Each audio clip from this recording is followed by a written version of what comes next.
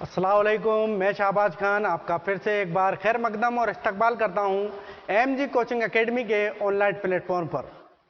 जैसे कि दोस्तों आपको मालूम है, हम यूट्यूब के माध्यम से आप तक अपनी फर्स्ट ग्रेड की जो वीडियोज़ हैं वो सीरीज के तौर पर आप तक पहुंचा रहे हैं। और आज मैं आपको ये बताना चाहता हूं कि ये आज हमारी यूट्यूब पे आने वाली कंटेंट की लास्ट फ्री वीडियो है। कंटेंट की लास्ट फ्री वीडियो है। इसके बाद आपको कंटेंट की कोई भी फ्री वीडियो यूट्यूब पे नहीं मिलेगी फर्स्ट ग्रेड की। हमारे जरिए यूट्यूब पर कोई भी कंटेंट की वीडियो अपलोड नहीं की जाएगी। इसके बाद जो भी वीडियो अपलोड होंगी वो सब पेड कोर्स वालों को लिए ही अपलोड होंगी। तो जो भी दोस्त अब तक हमसे जुड़े हुए हैं या जिनको हमारे वीडियोज पसंद आ रहे हैं, हमारी सीरीज जो पसंद आ रही है, पढ़ाने का तरीका, हमारा कंटेंट या फिर हम किस तरीके से पढ़ा रहे हैं, देखिए दूसरों से मुख्तलिफ कैसे हैं हम। एक तो हमारा कंटेंट है ना, हमारा कंटेंट औरों से बेहतर है। इसके लिए मैं पहले ही कह चुका हूं कि आप फर्स्ट ग्रेड की किसी भी बुक को उठा लें और उससे मेरा मवाजना कर लें हमारे कंटेंट का। दूसरा, कंटेंट को पढ़ाने का पैटर्न, जो पैटर्न हम लाए हैं वो सबसे अनोखा, सबसे निराला है। इस तरीके का पैटर्न किसी के भी पास नहीं है, ना किसी गाइड में है, ना अब तक किसी टीचर ने इस तरीके से पढ़ाया है। आगे अगर कोई असातिज़ा शुरुआत करेंगे तो वो आपके सर का ही फॉलो करेंगे। इसी तरीके से अगर कोई पढ़ाता है तो वो मुझे ही फॉलो करेगा। मुझसे पहले उर्दू में मुझे नहीं लगता किसी ने इस पैटर्न से पढ़ाया है जिस पैटर्न से मैं पढ़ा रहा हूँ। मैं सबसे पहले मुसन्निफ को जो सबक देते हैं उस सबक को 3 हिस्से में पढ़ा के बताता हूँ आपको। सबसे पहले मुसन्निफ के बारे में, मुसन्निफ की सवाने हयात बताता हूँ, फिर उस सबक का खुलासा बताता हूँ और फिर उसके सवाल जवाब कराता हूँ। और फिर इसके बाद जब हम मुसन्निफ में चलते हैं तो मुसन्निफ में हम इस तरीके से टॉपिक बनाते हैं। मुसन्निफ की सबसे पहले तारुफ, कि मुसन्निफ का क्या तारुफ है, कहाँ पैदा हुए, कहाँ वलादत हुई, असल नाम क्या था, तखल्लुस क्या था, लक़ब क्या था, है ना, वालिद का नाम क्या था, उस्ताद मोहतरम कौन थे। उसके बाद मुसन्निफ की तालीम हम देखते हैं। उसके बाद मुसन्निफ के हालात ज़िंदगी पे हम गौर फरमाते हैं। और उसके बाद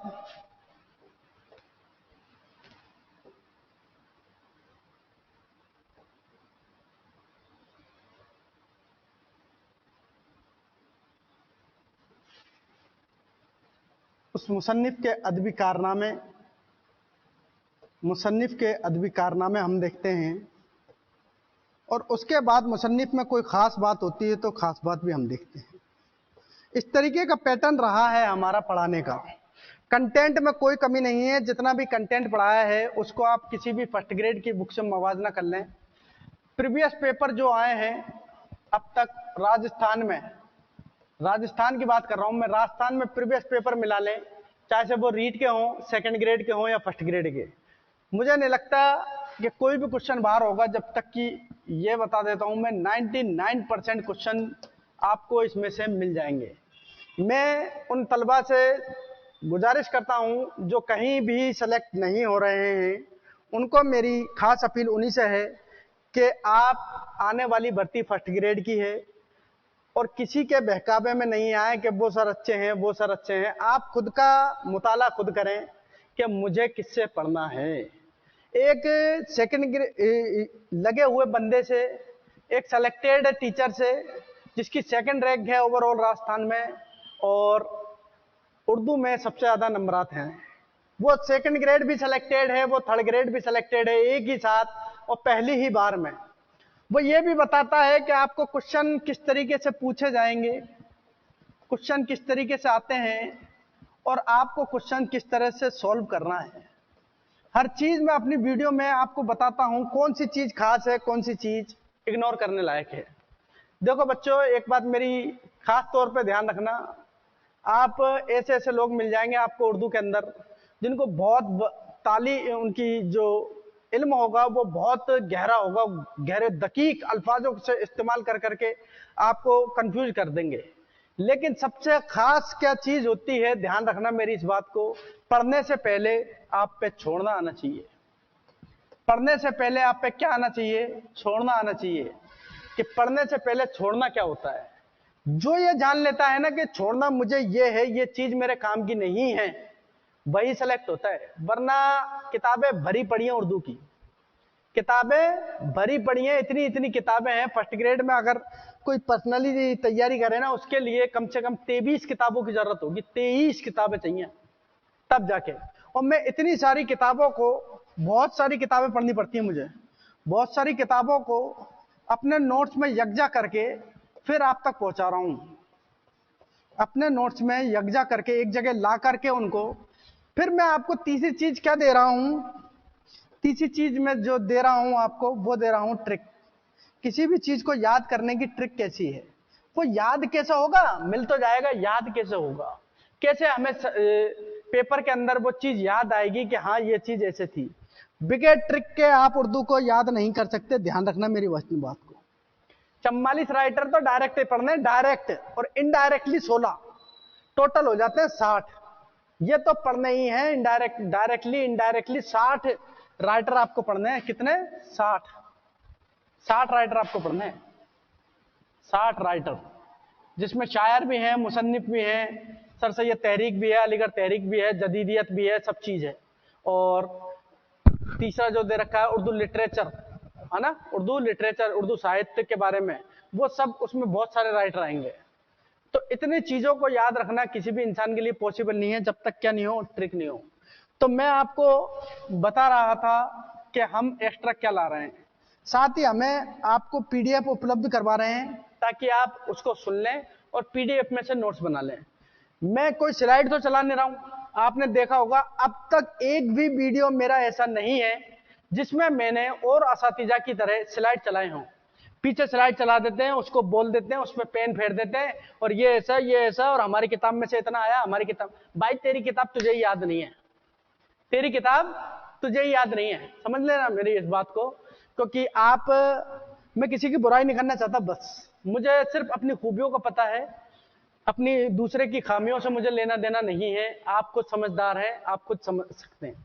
मैं सिर्फ आपसे इतना वादा कर सकता हूं कि मैं आपके लिए अपना पूरा 100% देने की कोशिश करूंगा, अपना पूरा 100% देने की कोशिश करूंगा और आपको 100% देने की कोशिश करूंगा अपना।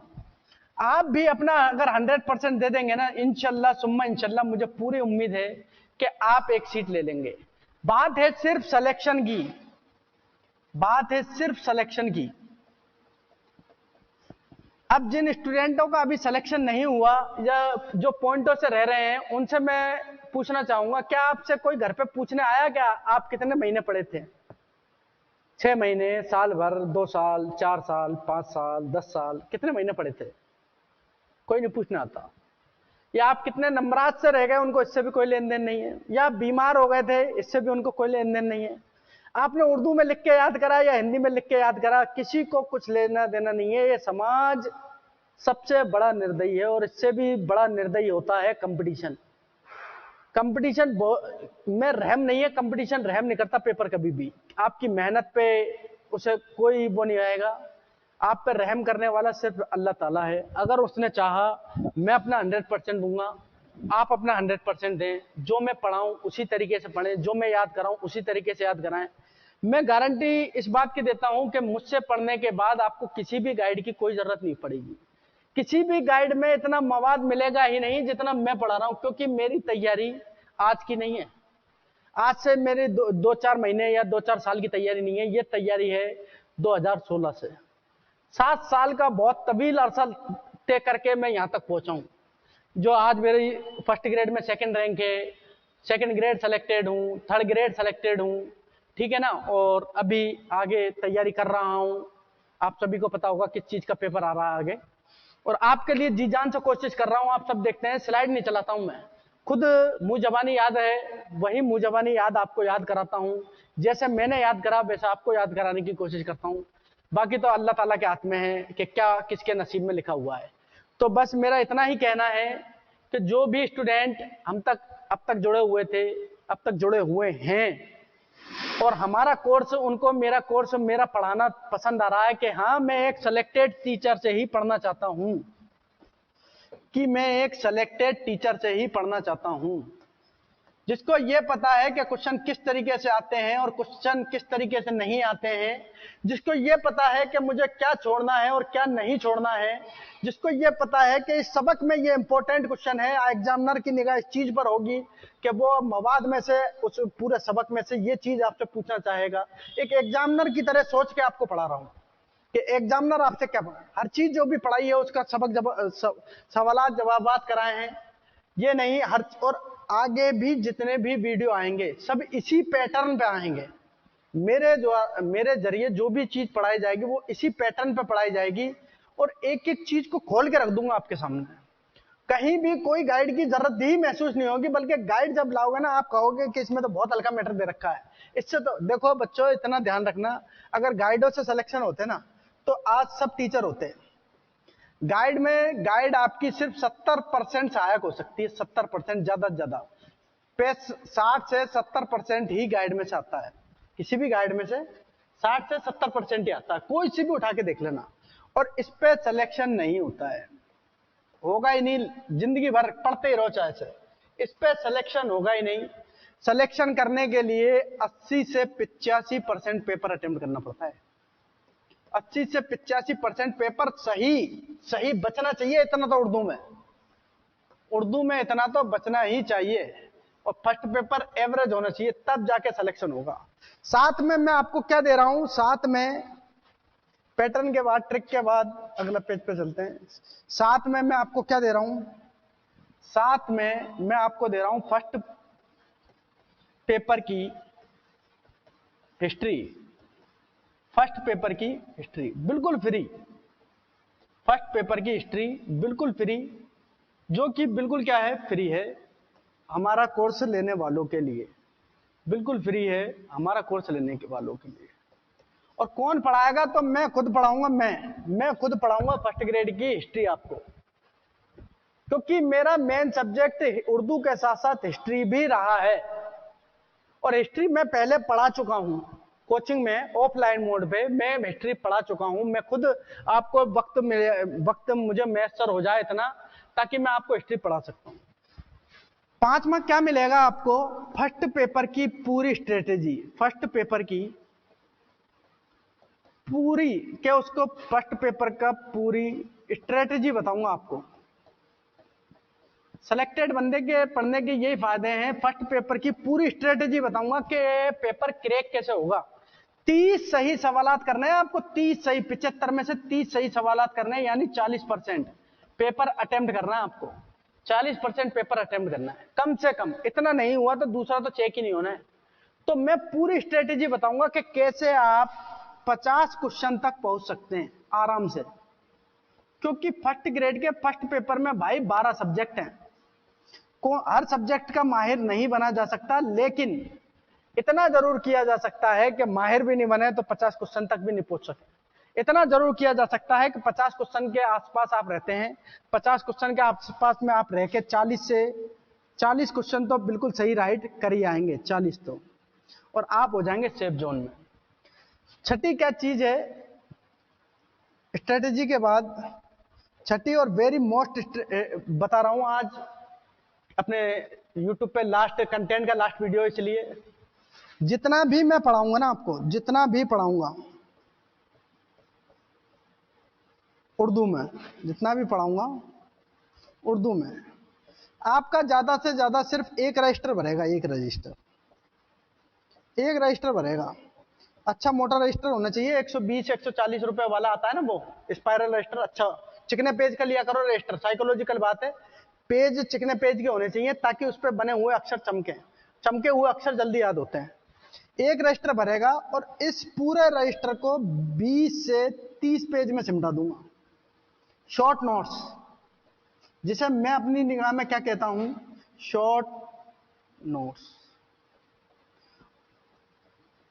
20 से 30 पेज में सिमटा दूंगा, आगे पीछे से 20 से 30 पेज में पूरे इस रजिस्टर को 20 से 30 पेज में सिमटा के रख दूंगा शॉर्ट नोट्स के रूप में। और आप यकीन करना इस बात का कि इन शॉर्ट नोट्सों से आपका तकरीबन 70% पेपर सोल्व हो जाएगा। 70% पेपर सोल्व कर दूंगा इन शॉर्ट नोट्स से ही। बाकी तो है ही अपना रजिस्टर। इन 20 से 30 पेजों में से 70% पेपर सोल्व कर दूंगा। इसीलिए मैंने आपसे जब पहला वीडियो लेके आया था तो आपसे मैंने कहा था कि इस सिलेबस को मैं सेट करूंगा बाद में। इस सिलेबस को सेट करूंगा बाद में। सिलेबस सेट नहीं करवाया था मैंने, उस दिन सिर्फ सिलेबस पढ़ाया था आपको कि सिलेबस में ये चीज लिखी हुई है, लेकिन उस सिलेबस को कैसे सेट करना है ये मैं सिर्फ पेड कोर्स लेने वालों को ही बताऊंगा। और उस सिलेबस पे याद रखना, सिलेबस पे से 20 से 25 क्वेश्चन फंसेंगे जो मैं सेट करूंगा। उन 4 पेजों में से 4 पेज का बनता है, बस 4 पेज का बनेगा ये सिलेबस। 4 से 5 पेज भी हो सकते हैं, 4 से 5 पेज भी हो सकते हैं। इन 4 से 5 पेज में आपके 20 से 25 क्वेश्चन फंसा दूंगा। इस तरीके से सेट करूंगा। यही खूबी है मेरे अंदर बस।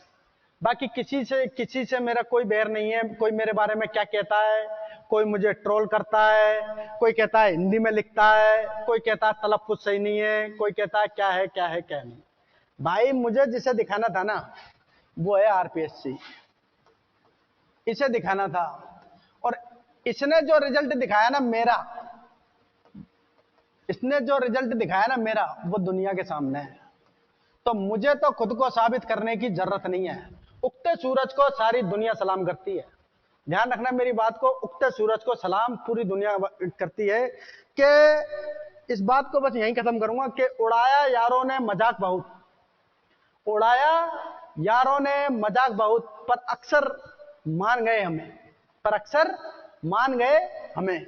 ठीक है, कि उड़ाया यारों ने मजाक बहुत, पर अक्सर मान गए हमें। ठीक है, तो आज ये लास्ट वीडियो था, हमारा लास्ट वीडियो है। अब मैं आपको जो टॉपिक पढ़ाने जा रहा हूं उस टॉपिक का नाम आपने थंबनेल में देख लिया होगा, और मैं बता देता हूं। आज का हमारा यूट्यूब पे आपको प्रोवाइड होने वाला लास्ट कंटेंट है उर्दू में खाका निगारी।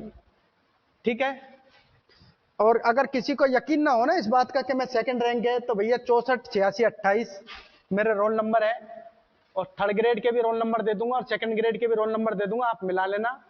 ठीक है, बाकी आपके जो मिलने वाले हों उनसे भी पूछ लेना कि सेकंड रैंक किसकी है, वीर बालक शाहबाज खान की। ठीक है, आगे चलता हूं बस। राहिल मेरी उर्फियत है। ठीक है, अब हम शुरू करते हैं उर्दू में खाका निगारी। कि खाका क्या होता है। एक 2 सिर्फ आपको इससे पहले पढ़ा चुका हूं, 2 सिर्फ इससे पहले आपको पढ़ा चुका हूं। क्या क्या, चलते हैं।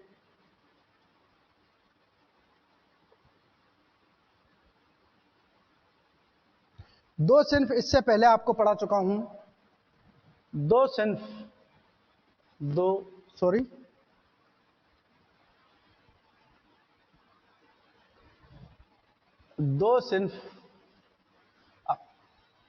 यानी 2 चीजें आप सिर्फ अब तक पढ़ा चुका हूं। पहली पढ़ाई थी मैंने अफसाना, और दूसरी पढ़ाई थी मैंने गीत। और आपको काफी वीडियो प्रोवाइड करवाए। जिन लोगों को मेरा पैटर्न समझ में आ रहा है वो किसी की ना सुने, किसी के बहकावे में ना आए, खुद के दिल की सुने। और खुद का ही डिसीजन है आपका, किसको आपको देखो। मैं तो सिर्फ एक कार्य खैर की तरह, एक गाइड की तरह, एक बड़े भाई की तरह आपको गाइड कर सकता हूं। पढ़ना तो आपको ही है, सिलेक्शन तो आपको ही लेना है। अब किससे पढ़ना है ये डिसीजन आपका है। आप जिससे चाहें उससे पढ़ें, मेरी कोई वो नहीं है। मैं किसी से, अगर आपको मुझसे नहीं भी पढ़ते हैं और मेरी अगर किसी भी तरह की हेल्प चाहिए हो तो आप, ये मेरे पर्सनल नंबर हैं, ये वाले, इस पे कभी भी राब्ता कर सकते हैं। अगर टाइम हुआ तो उसी टाइम जवाब दे दूंगा, वरना आप व्हाट्सएप पे मैसेज कर दें, ये व्हाट्सएप नंबर भी है, इस पे आप मैसेज कर दें कि मुझे ये चीज की कमी लग रही है। मैं आपका तलबा तो नहीं हूं, लेकिन मुझे हेल्प चाहिए आपकी, मैं हर तरीके की हेल्प करूंगा। और अगर कुछ हेल्प ना भी हुई ना तो आपके लिए दुआ जरूर करूंगा। ठीक है, कि अल्लाह ताला आपको अपनी राहें आसान करे, आपको काबिल करे, आपकी सुने और आपको सिलेक्शन दिलाए। ठीक है, और आज का हमारा मौजू है, जो आज जो पढ़ा रहा हूं वो है उर्दू में खाका निगारी। 3 सिंफ तो मैं ही कर दूंगा। इसके बाद जो मैं लेके आऊंगा आपके लिए, इसके बाद लेके आऊंगा मैं यूट्यूब पे जो फ्री आएगा वो आएगा पेपर सॉल्यूशन। पेपर सॉल्यूशन में मैं आपको बताऊंगा कि अब तक मैंने जो पढ़ाया है उसमें फर्स्ट ग्रेड में कितना आया है। पूरा पेपर ही सॉल्व कराऊंगा, लेकिन उसके साथ ये भी बताऊंगा आपको लिटरेचर का पूरा पेपर सॉल्व कराऊंगा। और एक बात और बता दूं कि जो साइकोलॉजी है ना, फर्स्ट ग्रेड की साइकोलॉजी, फर्स्ट ग्रेड की जो साइकोलॉजी है ना, उसकी भी मैं जिम्मेदारी लेता हूं कि कम से कम आपके 60 से 70% क्वेश्चन सही करा दूंगा। इतने हो जाएंगे इंशाल्लाह, हो जाएंगे आराम से। और इससे पहले जो साइकोलॉजी का क्या है, असल चीज क्या है, साइकोलॉजी उर्दू में साइकोलॉजी की बुक का फुकदान है। बुक इतनी है ही नहीं, सिलेबस के अकॉर्डिंग नहीं है। बुक तो है, तालीम नफ्सियात से मुताल्लिक बुक तो है, लेकिन सिलेबस से अकॉर्डिंग नहीं है। क्योंकि सिलेबस में एक चीज दे रखी है, आप सिलेबस को देखना, टीचिंग मॉडल्स। सिलेबस में देखना आप टीचिंग मॉडल्स,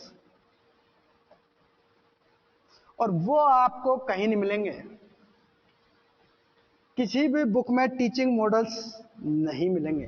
क्या चीज मिलेगी तो फिर सिर्फ एक तो वो साइकोलॉजी जो हम पढ़ते हैं, और एक आपको मिलेगी आईसीटी, बस।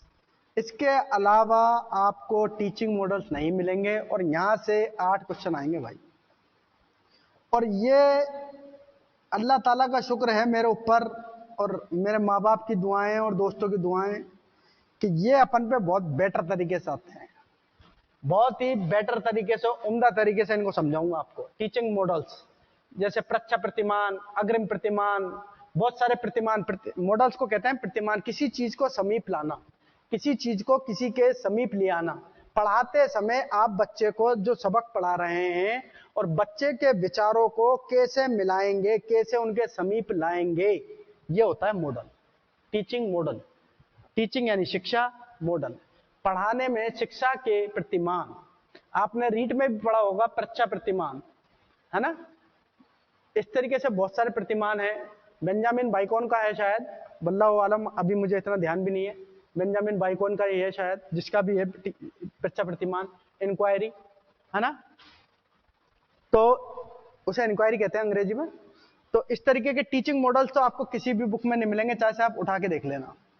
ठीक है, क्योंकि मैंने देखी है बुक्स, गाइड देखी है लोगों की, और गाइड इतना मवाद नहीं होता है गाइड में कि वो आपको सिलेक्शन करा दे। बाकी तो आप खुद समझदार हैं किससे पढ़ना है किससे नहीं पढ़ना है। बच्चे तो आप है नहीं है, एमए होल्डर है, MA holder. Master of arts आपने की हुई है, तकरीबन जो कम से कम उम्र होगी वो 23 वर्ष होगी आपकी एट प्रेजेंट में। बीएड करने के बाद 21 से 23 वर्ष तक आपकी उम्र होगी। तो आप बच्चे तो है नहीं, अपना डिसीजन खुद ले सकते हैं कि किससे पढ़ना है किससे नहीं पढ़ना है।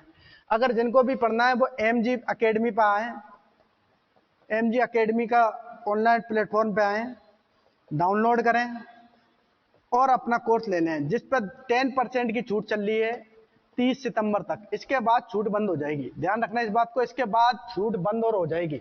और बढ़ाऊंगा नहीं किसी भी कीमत पर, छूट खत्म, तारीख निकलने के बाद छूट बढ़ेगी, तारीख बढ़ेगी नहीं।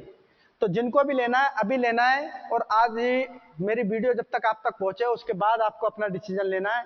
डिसीजन मेकिंग पावर बनिए, दूसरों के सहारे मत चलिए, कठपुतली मत बने दूसरों के हाथों की, कि दूसरे आपको जैसे समझा रहे हैं वैसे ही समझ रहे हैं। अपने डिसीजन खुद लेना सीखो जिंदगी में, तभी आगे बढ़ोगे। और आपका एक फैसला, ये एक फैसला ध्यान रखना, जिंदगी में बहुत से डिसीजन लेने पड़ते हैं, वो फैसले ही आपकी जिंदगी को, आगे की जिंदगी क्या होगी, आपका फ्यूचर क्या होगा, वो तय करेगा।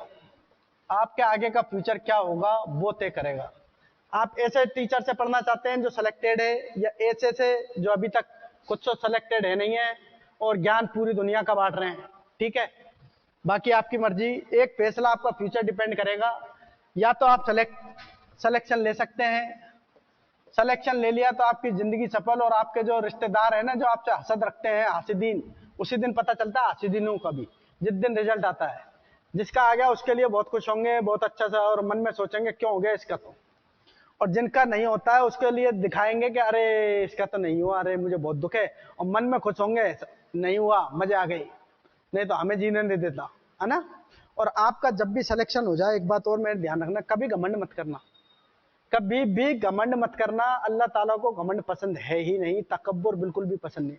हमेशा वो फलदार पेड़ बनना जो झुकता है, क्योंकि जहां पर फल होते हैं ना वही पेड़ झुकता है, वरना जिस पेड़ पे फल नहीं होते ना वो पेड़ झुकता नहीं है, वो सीधा खड़ा रहता है।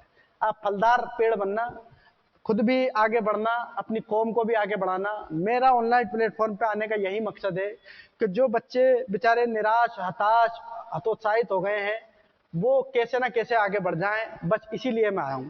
अब मैं अपना टॉपिक, बातें बहुत हो गई अपनी, अब मैं आज अपना टॉपिक शुरू करता हूं, उर्दू में खाका निगारी। तो चलते हैं नेक्स्ट पेज पर, उर्दू में खाका निगारी हमारा टॉपिक है।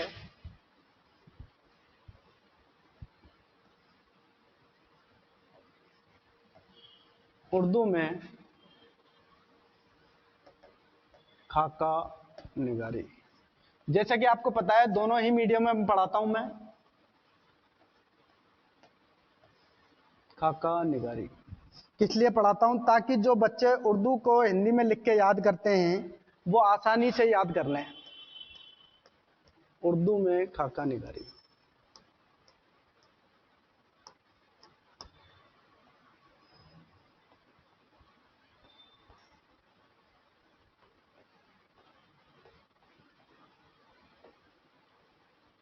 उर्दू में खाका निगारी। अब किसी भी सिंफ को पढ़ने का हमारा तरीका क्या है, औरों से तो मुझे लेन देन नहीं, हमारा तरीका, मेरा तरीका क्या है, इस तरीके से पढ़ेंगे हम। किस तरीके से पढ़ेंगे? इस तरीके से देखें। सबसे पहले पढ़ेंगे हम सिंफ की तारीफ, उस सिंफ की तारीफ जो हम पढ़ने जा रहे हैं, यानी खाके की तारीफ पढ़ेंगे। फिर उस खाके की खूबियां पढ़ेंगे, खूबी पढ़ेंगे। खूबी पढ़ने के बाद उसका पढ़ेंगे हम आगाज व इर्तिका, आगाज व इर्तिका। और उसके बाद हम पढ़ेंगे मशहूर खाका निगार, मशहूर लिख लेना, खाका निगार और उनके खाके, और उनके खाके। जैसे कि अब तक दोनों सेक्शन में पढ़ाया है वैसे ही पढ़ा रहा हूं, खाका निगार और उनके खाके। इस तरीके से हमारा पढ़ने का तरीका रहा है। 4 टॉपिक में हम उसको बांट देते हैं ताकि आसानी से याद रहे।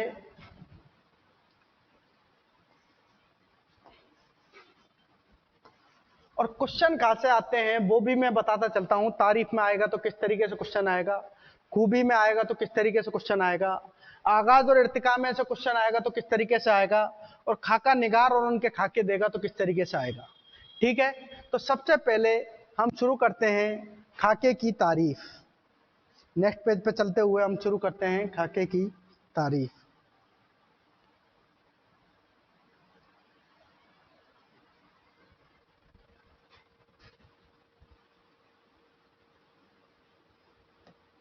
खाके की तारीफ। तो सबसे पहले यह क्वेश्चन बनता है, खाका किसे कहते हैं? यही बना सबसे पहले क्वेश्चन, क्या बना कि खाका किसे कहते हैं। तो सुनना मेरी बात को, फिर लिखाऊंगा। वो नस्री सिन्फ जिसमें किसी इंसान की खुसूसियात, खुसूसियात खूबी से बना है, खूबी, लेकिन खुसूसियात वो लफ्ज है जिसमें खूबी और खामी दोनों आती हैं। खुसूसियात वो लफ्ज है जिसमें खूबी और खामियां दोनों आती हैं। सिफत, जिस तरीके से सिफत होती है ना, सिफत से खुसूसियात बना है, सॉरी खूबी से कह दिया मैंने, सिफत से खुसूसियात बना है। सिफत किसे कहते हैं? इसमें ज़मीर की अच्छाई या बुराई बयान करने वाले लफ्ज को क्या कहते हैं? सिफत। इसी तरीके से खुसूसियात वो लफ्ज है जिसमें खूबी और खामी दोनों आती हैं। तो खाके की तारीफ क्या होगी, खाके की डेफिनेशन क्या होगी कि वो नसरी सिन्फ जिसमें किसी इंसान की खूबी और खामी को इस तरह से पेश किया जाए कि पढ़ने वाला, जो पढ़ने वाला है यानी कारी, पढ़ने वाले के सामने उस इंसान की जीती जागती तस्वीर सामने आ जाए, सामने पेश हो जाए। उस इंसान की जीती जागती तस्वीर पढ़कर उस इंसान को ऐसा लगे कि हाँ, मैं इस इंसान के बारे में समझ गया हूं, ये ऐसा था, इसकी खूबियां ये थी, इसकी खामियां ये थी, ये काम करता था, ये वो काम करता था। और ठीक है, तो ये लिखें। आगे समझ में वो आपसे पूछेगा वो सिन्फ, वो नसरी सिन्फ, नसरी सिन्फ जिसमें किसी इंसान, जिसमें किसी इंसान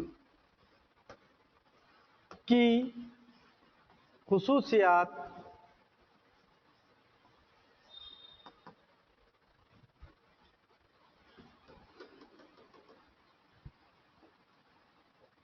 किसी इंसान की खुसूसियात, अब खुसूसियात में क्या क्या आ जाएगा, खूबी और खामी दोनों आ जाएंगे। खुसूसियात में क्या क्या आ जाएगा, खूबी व खामी, यानी कमी और खूबी और खामी, खुसूसियात को इस तरह से, इस तरह से पेश किया जाए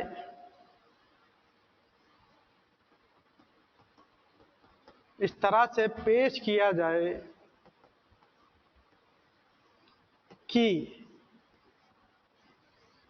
कि पढ़ने वाले, कि पढ़ने वाले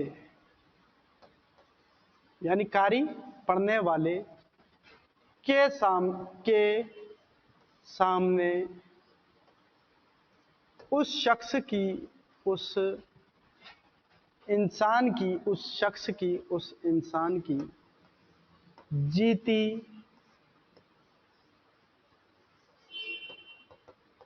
जागती,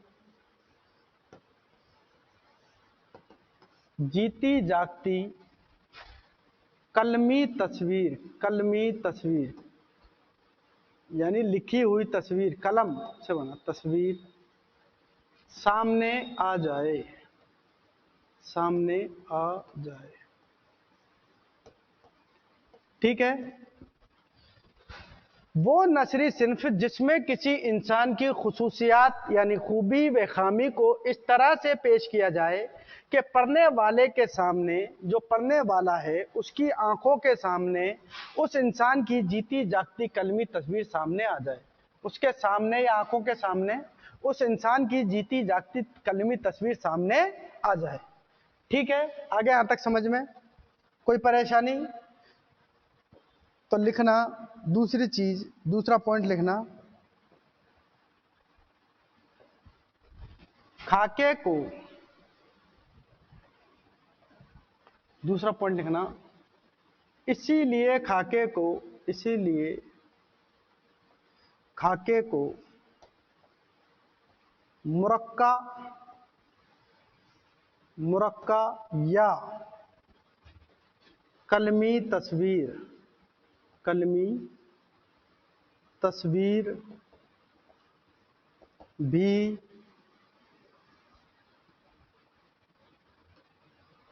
कलमी तस्वीर भी कहा जाता है। क्या कहा जाता है, ध्यान रखना मेरी इस बात को, क्या कहा जाता है? ये आ सकता है, खाके का दूसरा नाम क्या है? मुरक्का,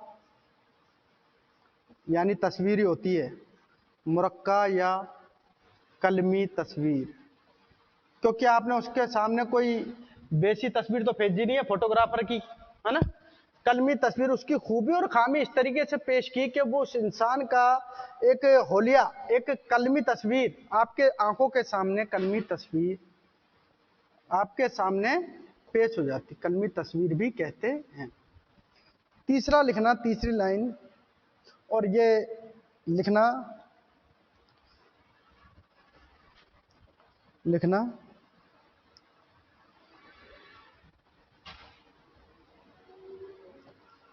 खाके को अंग्रेजी में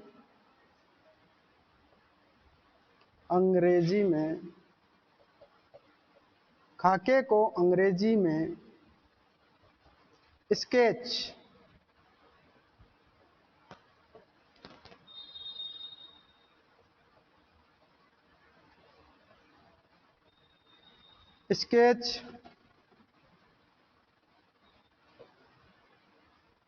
कहते हैं। खाके को अंग्रेजी में क्या कहते हैं? तो स्केच। क्या कहते हैं? स्केच बनाते हैं ना अपन, ठीक है। चौथी लाइन लिखना,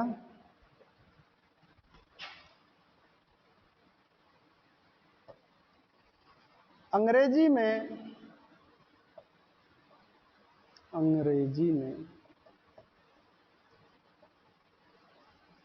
शख्सी खाके के लिए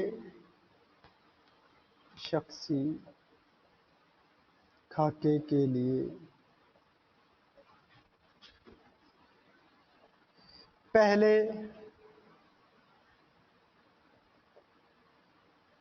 दो इस्तिलाहें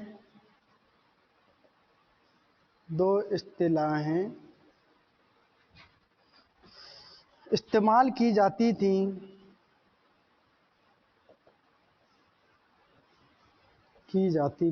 कौन कौन सी?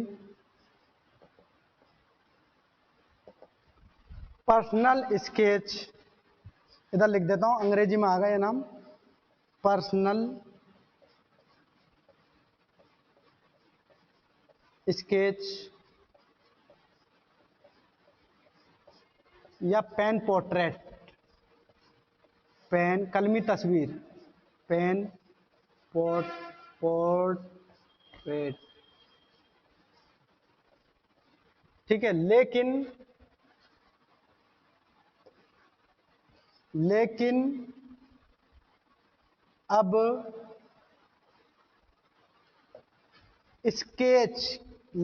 अब खाका या स्केच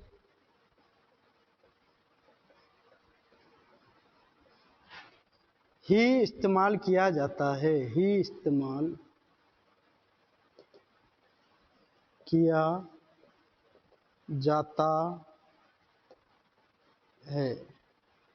किया जाता है। ठीक है, खाके की खूबी देख ली, ये इसका दूसरा नाम देख लिया। खाके को अंग्रेजी में क्या कहते हैं? स्केच कहते हैं। इससे पहले शख्सी खाके के लिए क्या पेन पोर्ट्रेट या पर्सनल स्केच की इस्तिलाहें इस्तेमाल की जाती थी। मौजूदा जमाने में क्या कहते हैं? स्केच ही कहा जाता है। स्क्रीनशॉट ले लें।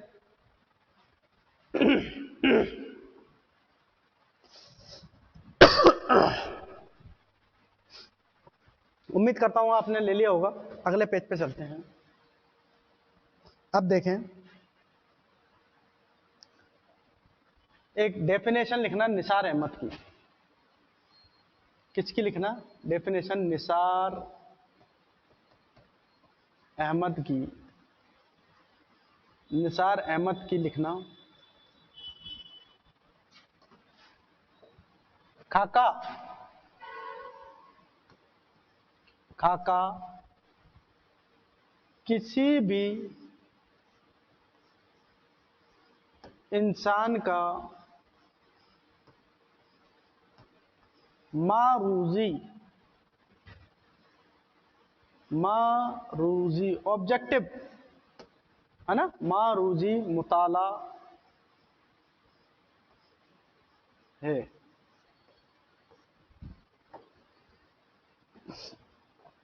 खाका क्या है? किसी भी इंसान का मारूजी मुताला है। मारूजी यानी ऑब्जेक्टिव, यानी गहन। ऑब्जेक्टिव जो होता है ना, जिसमें ऑब्जेक्टिव टाइप के पेपर आते हैं अपने, उसमें ज्यादातर सबक को शामिल कर लिया जाता है, निसाब को शामिल कर लिया जाता है। जबकि रिटन पेपर में क्या होता है, ज्यादातर जो निसाब होता है, हमारा सिलेबस होता है, उसको यकजा नहीं किया जा सकता, पूछा नहीं जा सकता, ठीक है ना। तो इन्होंने कहा है कि खाका किसी भी इंसान का मारूजी मुताला है। और एक चीज नोट नोट करके लिखना, नोट लिखें, नोट लिखना एक किताब का नाम। उर्दू में खाका निगारी, खाका निगारी किसकी तसनीफ है, किसकी तसनीफ,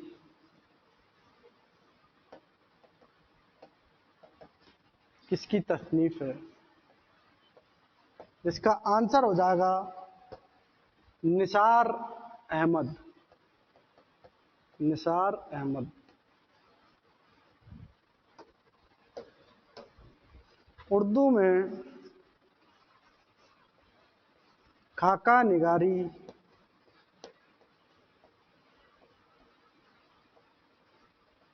क्वेश्चन क्या है? उर्दू में खाका निगारी किसकी तसनीफ यानी किसकी किताब है, किसकी तसनीफ है?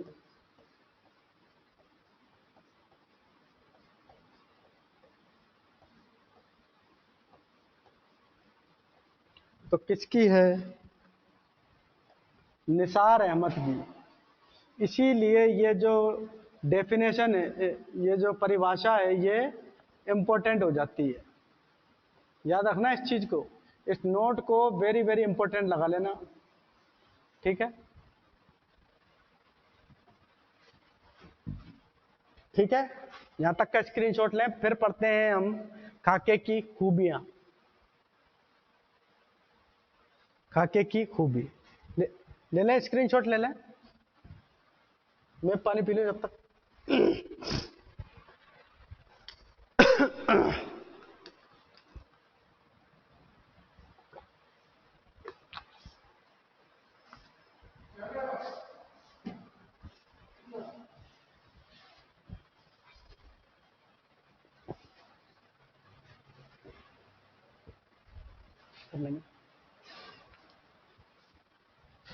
ठीक है,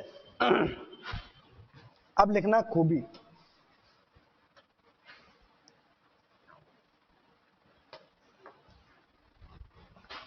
दूसरा पॉइंट है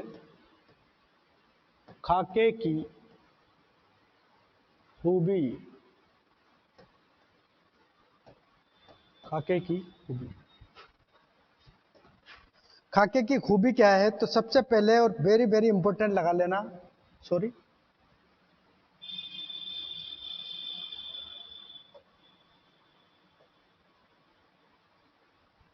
तो इंपॉर्टेंट लगा लेना जो मैं लिखा रहा हूं। पहली खूबी तो लिखना इख्तिसार, इख्तिसार व जामियत,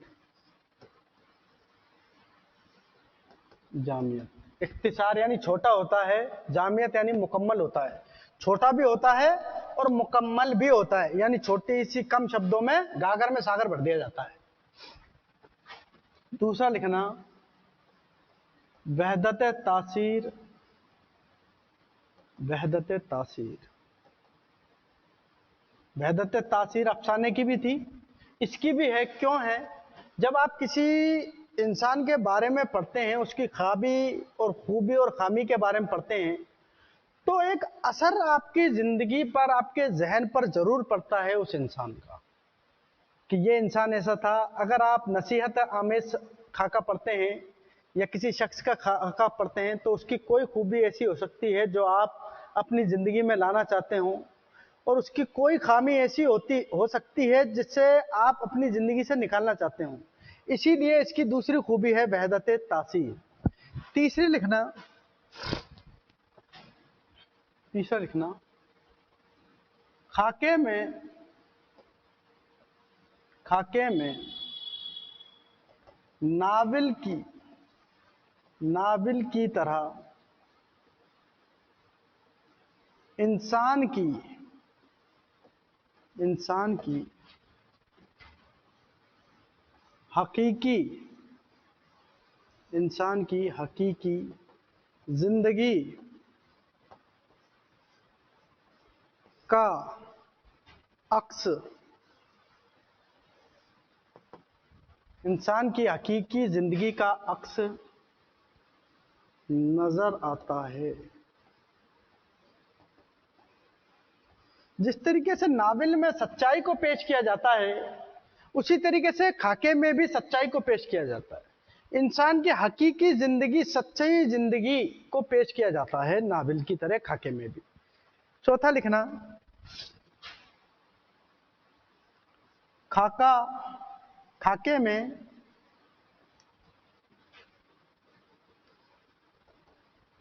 तरतीबवार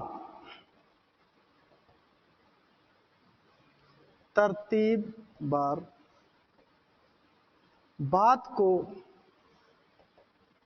पेश नहीं किया जाता,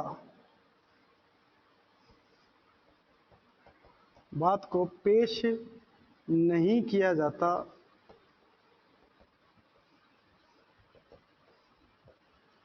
बल्कि ज़मनी तौर पर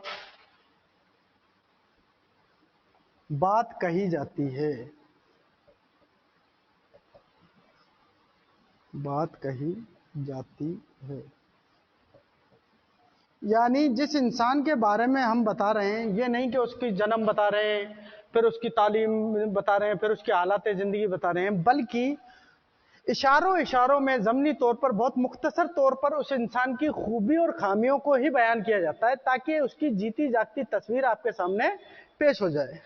पांचवी और इंपॉर्टेंट बात लिखना,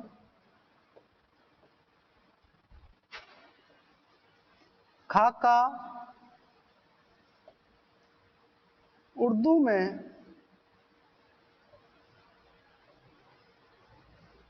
अंग्रेजी अदब से आया है।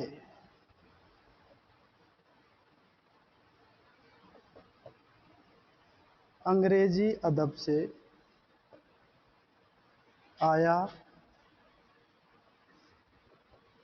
है। खाका उर्दू में खासा आया है, खाका उर्दू में अंग्रेजी अदब से आया। ये आपसे पूछा जा सकता है, क्वेश्चन किस तरीके से आएगा वो बता दूं। क्वेश्चन इस तरीके से आएगा,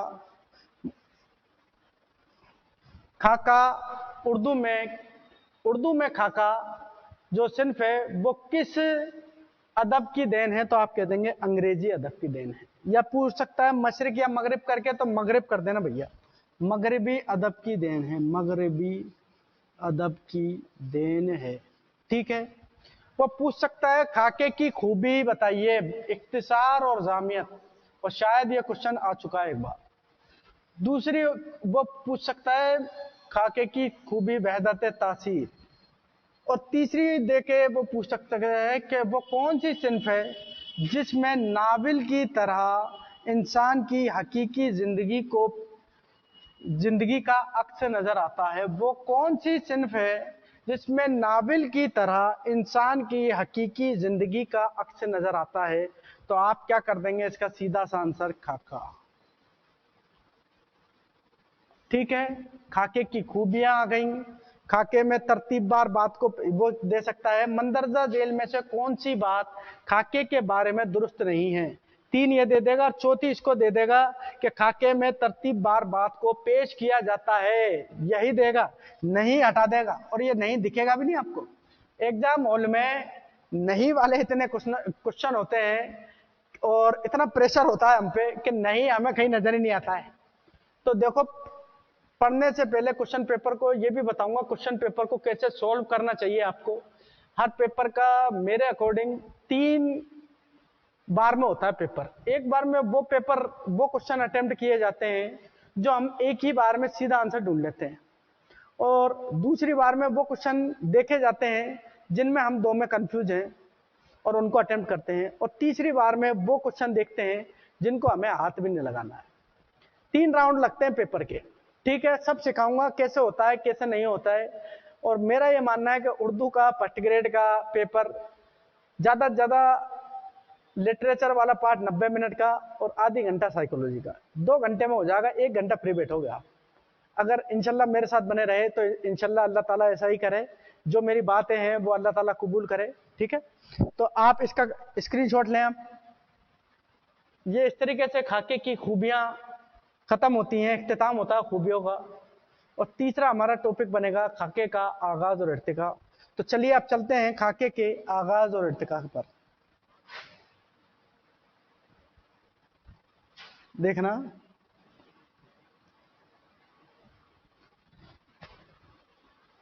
उर्दू खाके का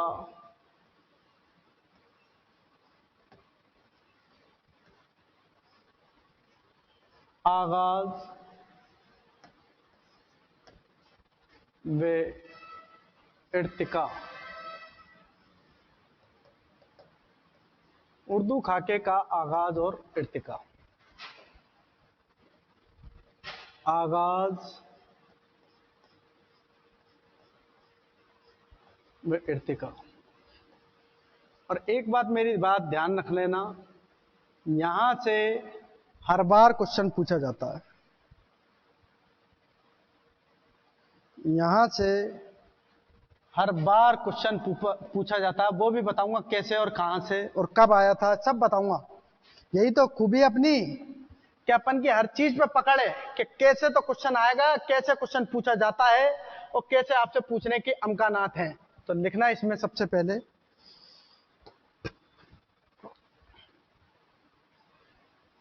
उर्दू खाके के इब्तिदाई नकूश, नक्श से बना है नकूश, इब्तिदाई नकूश शोरा उर्दू के, ये इसको इंपॉर्टेंट करना,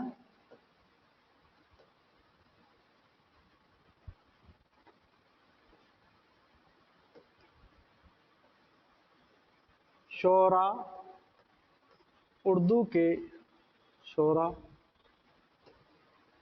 शोराए उर्दू के तज़किरों, शोरा उर्दू के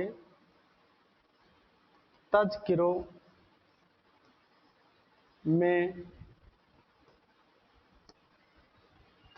में मिलता है। किस में मिलता है? शोरा उर्दू के तज़किरों में। इब्तिदाई नकूश कहाँ मिलते हैं? तो शोरा उर्दू के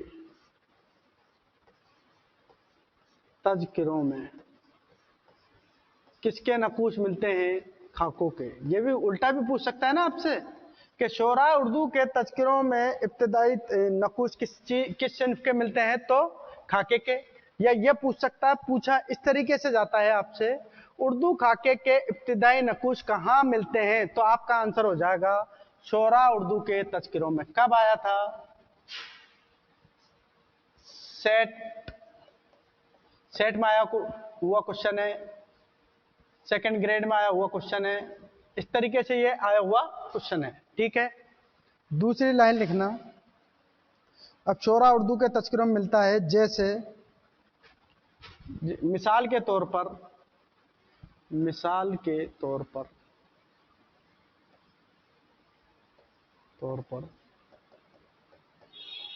मीरा मन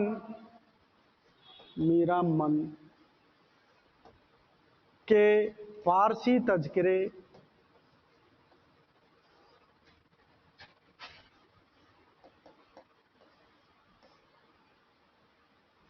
तज़किरे, मीरा मन का कौन सा है? निकातुश शोरा,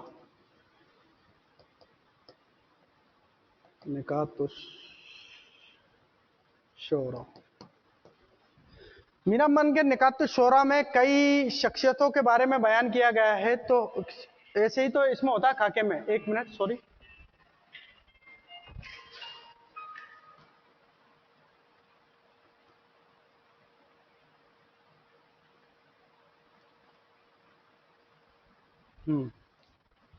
वो फोन बच गया था। ठीक है, तो उससे कोई दिक्कत नहीं है। मीरा मन के निकातुश शोरा में कई शोराओं का जिक्र किया गया था। तो खाके में भी तो कई लोगों का, इंसानों का जिक्र किया जाता है, इसलिए इब्तिदाई नकूश कहाँ मिलते हैं? मीरा मन के तज़किरे निकातुश शोरा में। कब लिखा गया था ये? 1752 में। फारसी में, ध्यान रखना। फिर दूसरा लिखें मिसाल के तौर पर, आजाद का, मोहम्मद हुसैन आजाद का, आजाद की तसनीफ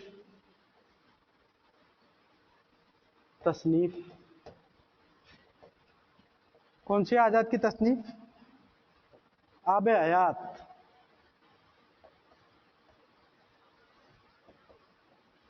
1880। ठीक है,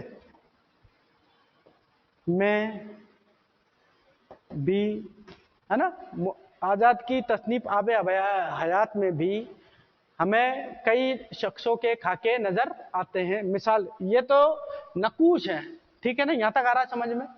इसके बाद लिखना, अच्छा एक क्वेश्चन देके जा रहा हूं आपको, कमेंट बॉक्स में जरूर कमेंट करें, आपसे बड़ी इल्तिजा है मेरी, कमेंट बॉक्स में जरूर कमेंट करें। शोरा उर्दू का उर्दू में पहला तज़किरा कौन सा है? शोरा उर्दू का, उर्दू के जो शोरा हैं उनका जो उर्दू में लिखा गया पहला तज़किरा कौन सा है? समझ में आ गया क्वेश्चन? शोरा उर्दू का उर्दू में लिखा गया पहला तज़किरा कौन सा है? ये तो 1880 में, ये फारसी में, तो एक ऐसा कौन सा तज़किरा है जो कि उर्दू में ही लिखा गया है?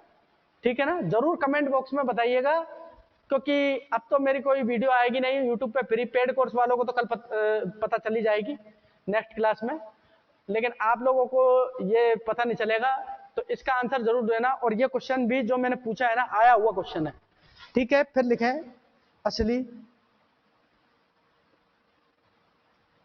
लिख रहे हैं, अगली लाइन से लिखाता हूं, एक हो गया ना मसाल के तौर पर। दूसरे, उर्दू में खाका निगारी का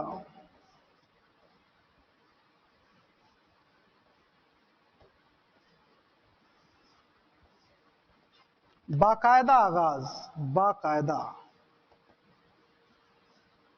कायदे के तौर पर नियमबद्ध रूप से बाकायदा आगाज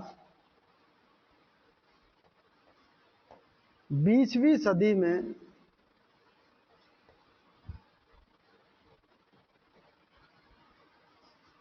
20वीं सदी में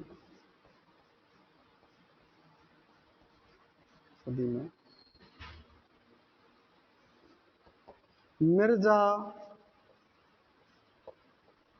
फरतुल्ला बेग, मिर्जा फरतुल्ला बेग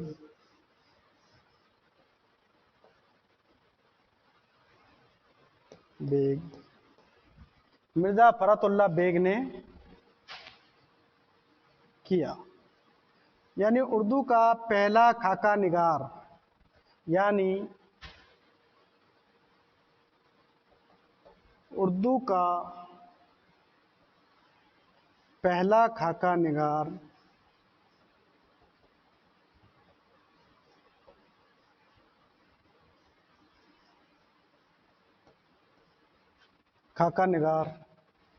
मिर्जा फरहत उल्ला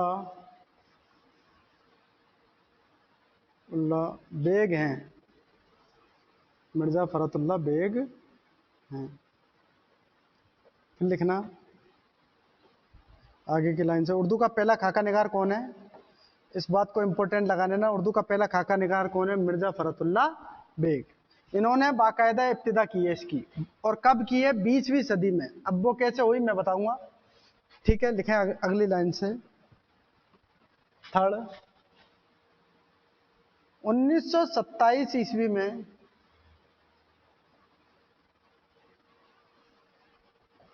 मिर्जा आगे तो आप समझ जाओगे ना, मिर्जा फरतुल्ला बेग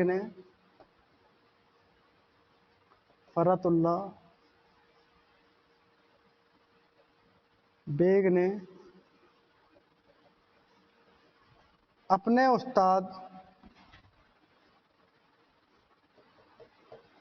उस्ताद डिप्टी नजीर अहमद थे ना इनके उस्ताद, अपने उस्ताद नजीर अहमद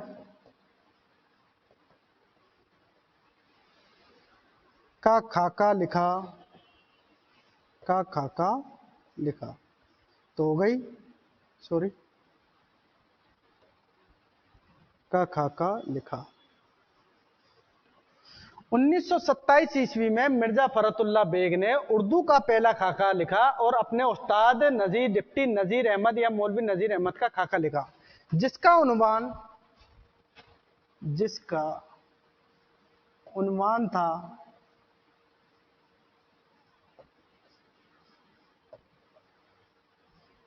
था लिखना उन्वान, जिसका टॉपिक किस नाम से लिखा था, यानी नाम क्या था? नजीर अहमद की कहानी, नजीर अहमद की कहानी, कुछ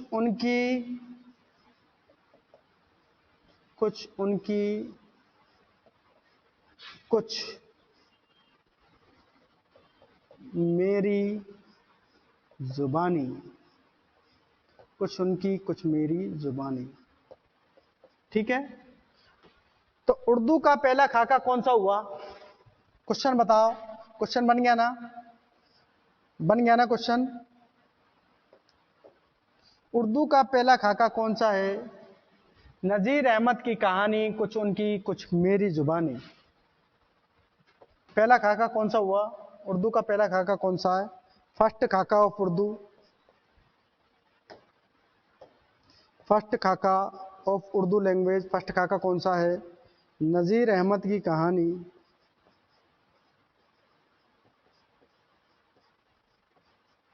नजीर अहमद की कहानी,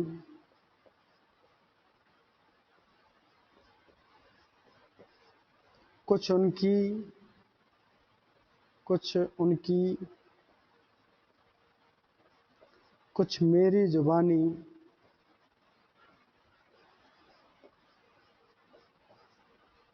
और लिखा किसने है? राइटर कौन है, मुसन्निफ कौन है? तो फरतुल्ला बेग।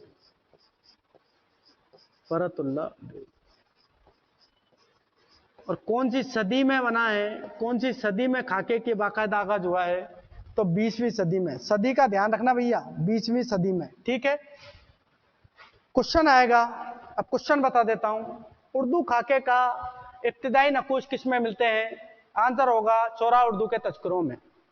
मिसाल के तौर पर मीरामन की निकातुश्शोरा जो फारसी तसनीफ है उसमें मिलते हैं, लेकिन बाकायदा तौर पे नहीं है, बाकायदा तौर पे यानी नियमबद्ध रूप से, है ना।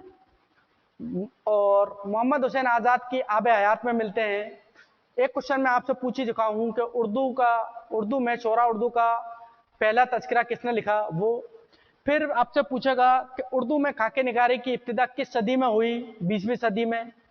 उर्दू का पहला खाका निगार कौन है? मिर्जा फरतुल्ला बेग। और फिर आपसे भी पूछ सकता है कि मिर्जा फरतुल्ला बेग का उर्दू का पहला खाका कौन सा है? तो नजीर अहमद की कहानी, कुछ मेरी जुबानी। और एक बहुत इंपॉर्टेंट क्वेश्चन आपको एक और दे जाता हूं, एक क्वेश्चन और दे जाता हूं जो पेड कोर्स वालों को तो मिलेगा कल की क्लास में, लेकिन आप कमेंट बॉक्स में जरूर लिखें जिनको पता हो। उर्दू की पहली खाका निगार खातून कौन है? उर्दू की पहली खाका निगार खातून कौन है? ठीक है, आंसर बता देता हूं, लिखाई देता हूं। चलो, बहुत अच्छा क्वेश्चन है, जब कभी आगा ना मजा आ जाएगा। नोट करके लिखना,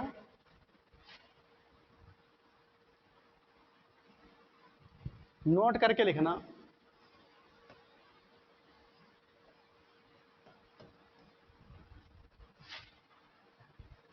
उर्दू की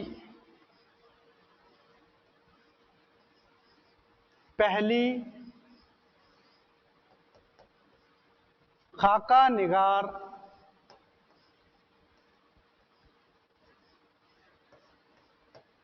खातून या मुसन्निफा भी आ सकता है, खातून या मुसन्निफा भी आपसे पूछ सकता है। मुसन्निफा, मुसन्निफ की जमा है मुसन्निफा, वो मुजक्कर मुअन्नस है, मुअन्नस है मुसन्निफा कौन है?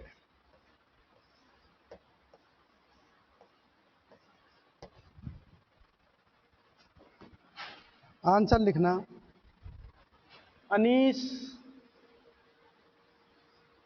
बेगम अनीस, बेगम है ये, बेगम बिना गम, बेगम अनीस कदवाई कौन है? बेगम अनीस कदवाई। बहुत ही अच्छा क्वेश्चन है, जब कभी पूछेगा ना 90% बच्चे इस क्वेश्चन पे फेल हो जाएंगे और वही करेंगे जिन्होंने अब पढ़ लिया। ठीक है, तो आज की हमारी क्लास को यहीं देते हैं विराम, क्योंकि वीडियो काफी लंबी हो जाएगी। और कल हमारा जो चौथा मौजू बनेगा वो रहेगा, चौथा मौजू क्या है हमारा? चौथा मौजू क्या है? खाका निगार और उनके खाके, निगार और उनके खाके। और आपको इतने खाके लिखाऊंगा क्या आपने किसी भी गाइड में मिलेंगे नहीं, और इस तरीके से याद करा दूंगा चुटकियों में, चुटकियों में फिंगर टिप्स पे होंगे आपके सारे खाके, सारे अफसाना निगार, सारे नावल निगार, सारे ड्रामा निगार, सारे दास्तान निगार, सब टिप्स पे, उंगलियों की टिप्स पे इतनी ट्रिक है मेरे पास, तो ट्रिकली पढ़ाता हूं मैं। ठीक है ना? कल का हमारा ये मौजू है। आज की क्लास ज्यादा लंबी हो गई और जो शुरू में आपको बताया था उस पर गौर करिएगा। तब तक के लिए आप सभी को मेरा सलाम, खैर मकदम। जिन लोगों को मेरी वीडियो पसंद आई उनका बहुत बहुत शुक्रिया, और मेरी वीडियो को आगे शेयर करें। एमजी कोचिंग एकेडमी के यूट्यूब चैनल को सब्सक्राइब करें, और जिनको हमारा कोर्स पसंद आ रहा है वो पेड कोर्स जरूर खरीदें, और जिनको अभी डिसीजन लेने में प्रॉब्लम हो रही है वो डिसीजन लें। ठीक है, बाकी आपकी किसी भी तरीके की कोई भी परेशानी हो, मैंने अपना पर्सनल नंबर आपको बता दिया है, आप मैसेज कर सकते हैं। मैं अगर किसी तरीके से मसरूफ हुआ किसी काम में तो मैसेज का जवाब जरूर देता हूं। मैं रात में जब मैं फुर्सत के पल मिलते हैं तब जरूर देता हूं। बहुत सारे ऐसे भी स्टूडेंट हैं जो मुझसे पर्सनली राब्ते में हैं और मेरी हेल्प लेते हैं। तो जिसको भी कोई किसी भी तरीके की उर्दू फर्स्ट ग्रेड में किसी भी तरीके की परेशानी हो मुझसे रब्ता करें। बहुत जल्द मैं टाइम मिलाएगा तो सेकंड ग्रेड का भी लाऊंगा और थर्ड ग्रेड का भी लाऊंगा। जब तक के लिए आप सभी को मेरा खैर मकदम, सलाम, अल्लाह हाफिज।